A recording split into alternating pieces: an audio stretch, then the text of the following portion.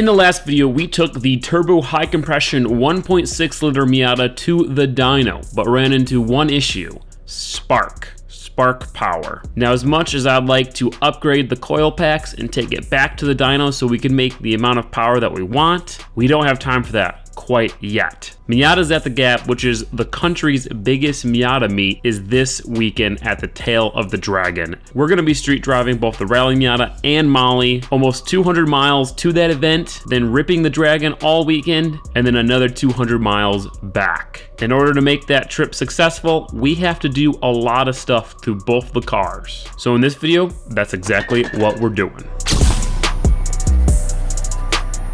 Now for these first two clips, we're gonna rewind time back before the dyno video. I'm gonna show you guys how we installed the electronic boost control and how we got launch control and flat foot shifting working again on Molly. All you gotta do, plumb this to the turbo. Pressured air comes in the front port. This port goes to the wastegate. There's two wires. One of them gets a constant 12 volt.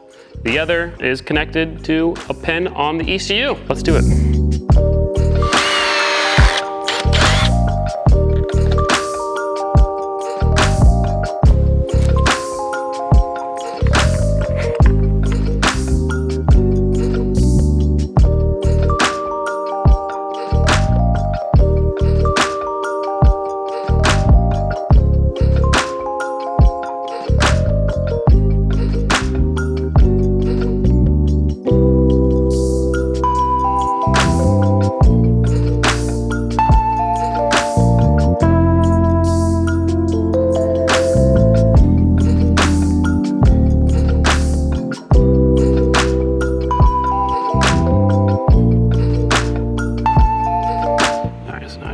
Settings. I do flex fuel and I turn it on and see if, oh yeah, there we go, nice.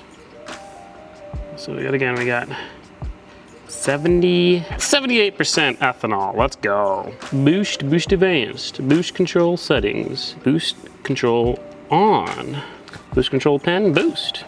Yeah, I think that's working. We won't really know until we try to boost, but the ethanol sensor at least is working, and most likely the boost control solenoid is also working because they both share the same power and they're both going into the same options port. So with that, all the important ECU wiring stuff is finished. Now we can do the exhaust valve and try to get the clutch switch to work so we can turn back on two-step. So I'd love for Yanni to be able to properly tune a flame setting. Now from the factory, these cars have a clutch switch, and when you install your Mega Squirt, that clutch switch is supposed to communicate with the Mega Squirt, and you should just be able to turn on launch control and make it work. The problem is that that's not how it works. It's an incredibly common issue for some of the wires to be mixed up, and the ECU confuses the neutral switch with the clutch switch. It's usually just as easy as swapping those two wires on the actual car, and then the ECU is kind of tricked into thinking what it should be thinking. But over the course of owning this car, I've done that, and there's so many wires running from different clutch switches to transmission switches. I'm confused because I haven't touched it in like 3 years. And so the easiest way to make it work is to bypass all of that and then use an aftermarket switch and wire it directly up into the ECU. In order to do that, there's a pin inside the ECU that we have to remove. That will pretty much disable the factory clutch switch detection, so then we can wire it to an optional port. So we got to take the ECU out. All right, that's pretty much it, but I just gotta disconnect this.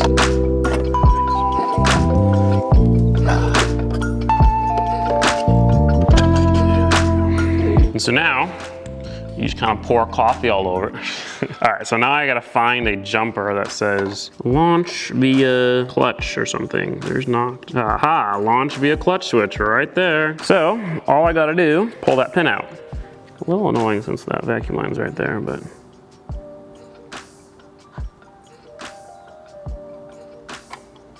Voila. And so now the ECU won't look for the factory clutch switch signal to use launch control. So we put it back in the car and then wire up our own switch. Easy as that. Why didn't I do this earlier? All right, so we put this into pin number 2. 1, 2. And now I should be able to test it. I'll like hold it at like 2,500 RPM. Good? Yep. Damn.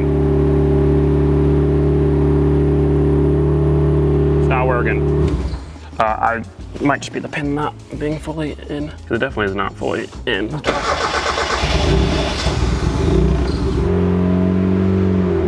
Yeah, it's not working. Oh, I think I figured it out. Wait a second. That's not right, is it? Try to rev it now. Stop. Now it thinks this is always grounded for some reason. What the hell?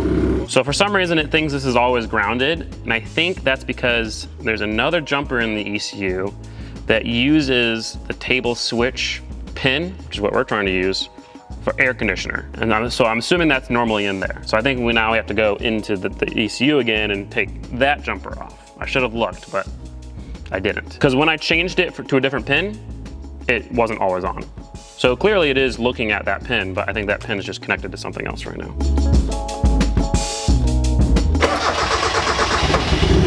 Haha, it's working. All right, go ahead and rev it up a bit. I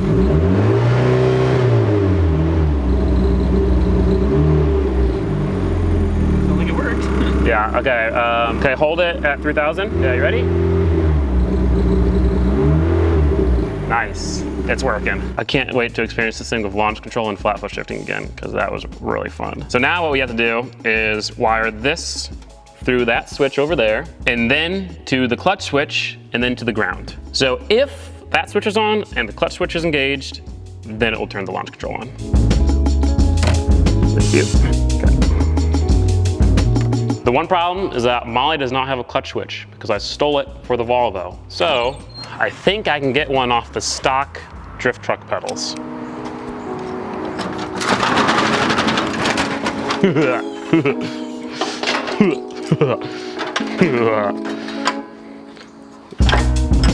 Just continuing the cycle of stealing from one car, delaying it for the next. Whoa, that's a bouncy boy. They're the same thread pitch, so cool. All right, one of these should work.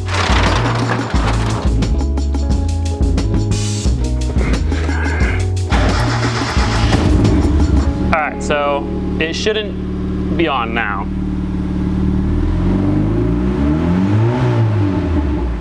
Okay, now I don't know which way the switch is on or off, so it might not, still might not work, but.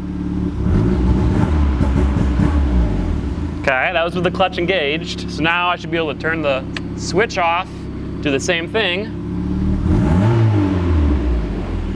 It works. Sick. I'm gonna leave the fun part to Yanni.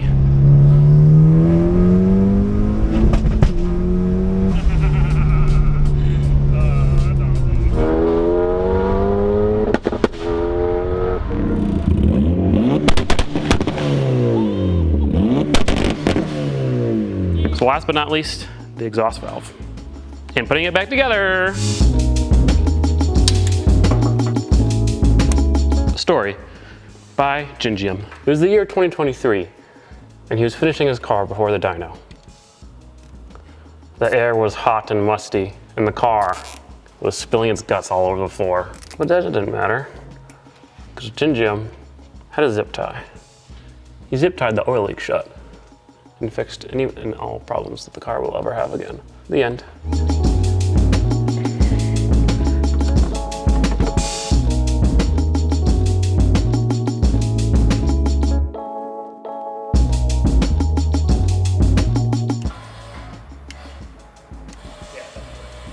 It's working. That's closed. That's open. So up will be open, down is closed. That makes sense to me. So the exhaust valve is wired up and the switch is mounted. Unfortunately, right after I finished this, the motor on the exhaust valve went bad and it no longer opened or closed. So we manually opened it, and for the trip to Miata's at the Gap, it's just gonna have to stay open and loud and droney. That's unfortunate, but hopefully some music will help mask that drone. So this subwoofer that I had in this car was a footwell subwoofer, but it made it miserable for anyone to ever ride in the car. Kurt can attest to that. So I just put it up here, and it fits nicely up here. I'm still gonna probably replace it with like a 112 inch up here. That might be a little too big. Maybe a 10 inch. I can probably fit a 10 inch in here. Yeah. But for now, this works great up here. Gets it out of the way, but still has a decent sound system now. With that done, Molly was pretty much ready for the trip to Miata's at the Gap, and it was time to work on the Rally Miata. Now we had a lot of stuff that I wanted to get done. Oh my God. But first up is building a hitch so that we can carry lots and lots of E85 with us into the mountains.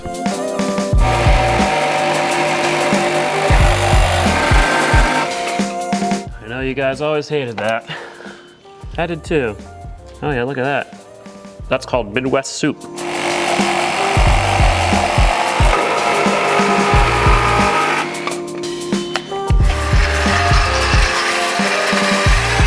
Get a bar from down here to over here, and then build a box, and hope that's strong enough.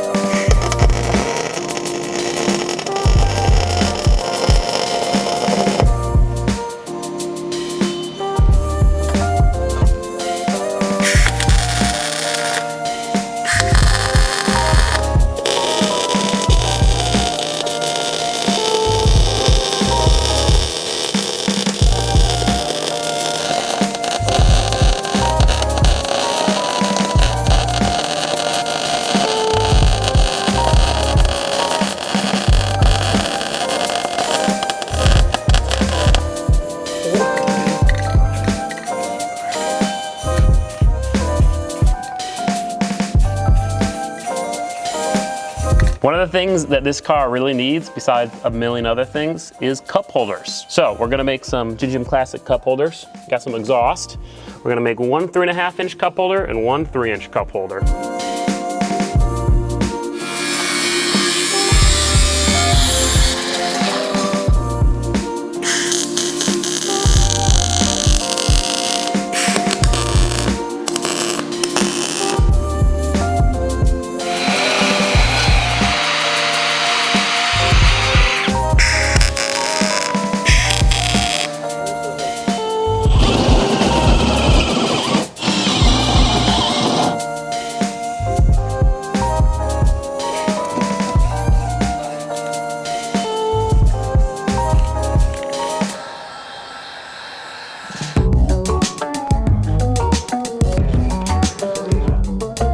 And with the custom Classic Caleb cup holders finished, it was time to go ahead and fix a massive coolant leak that the Rally Miata had. All it was a little cap that had gotten dry rotted and cracked. And then it was time to fix the single biggest issue on this car. Getting rid of this hunk of junk. This is a steering quickener. I put it in there for rallycross events because it quickens the steering. But there's a little bit of pit play in it. And on the street, it sucked because it just made the car wibbly and wobbly. So we're gonna go back to just straight 1:1 steering ratio, piecing the shaft. And eventually we will replace this steering rack with a STI steering rack, which has a much quicker steering ratio. That's like the legit way to do it, so.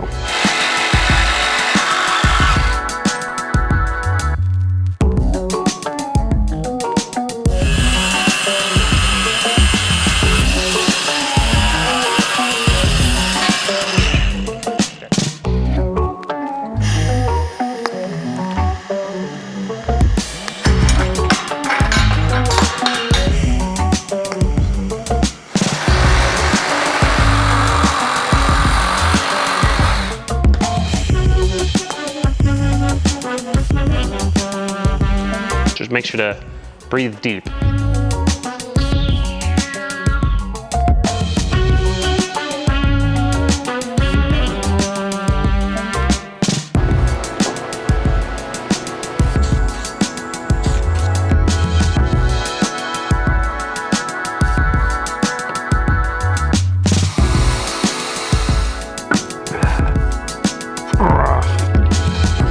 So another thing we're gonna do real quick is build a mount for the speaker right here.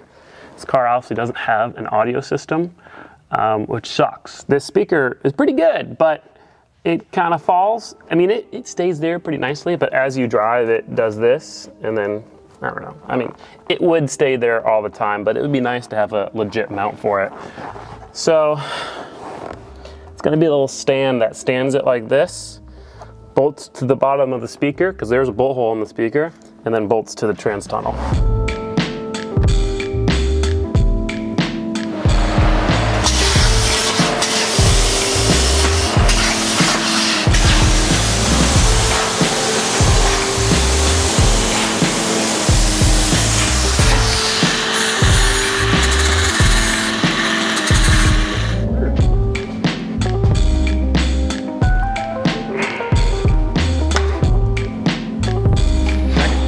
Sick. Actually, it's pretty cool. Yeah, that works perfectly. And you look, I made it so you can still reach the trunk and gas release.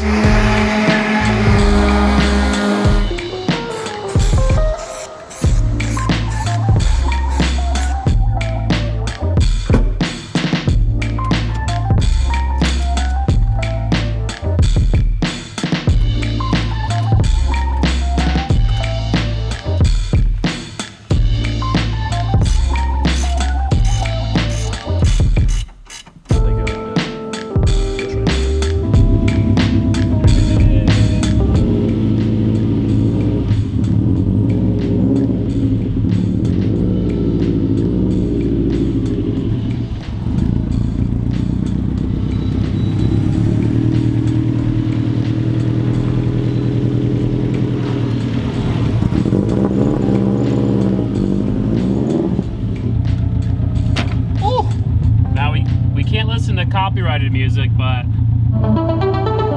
some moog on. It bumps surprisingly well. Yeah, it does. Alright. Sorry. That's enough. Yeah.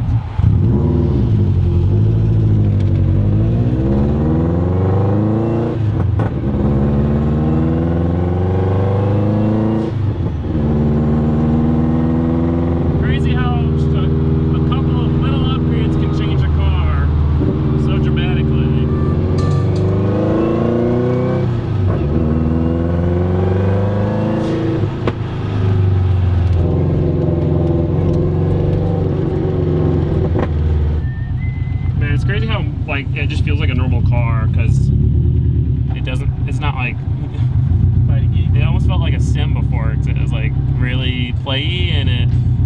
Yeah, I don't know. It feels so much better. The last thing I did off camera was go ahead and make these dash plates, which cleans up the dash quite a bit. But that's it. Going to the Miatas at the Gap. Miatas at the Gap is going to be like kind of a vlog, kind of some cool edits. We're going to do some Tail the Dragon runs, obviously, with the third person like video game cam. And we're just gonna have an overall good time. Peace. All right, Peace out, motherfucker.